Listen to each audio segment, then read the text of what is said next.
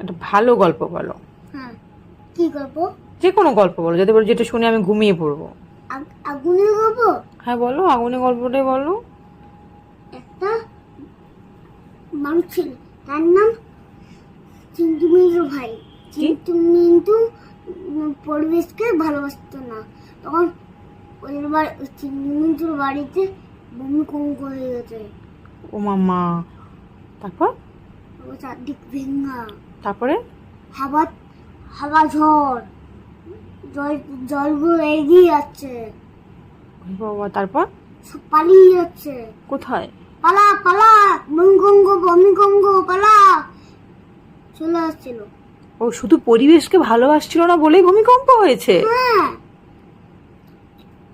তাহলে পরিবেশকে কিভাবে ভালোবাসবো আমরা?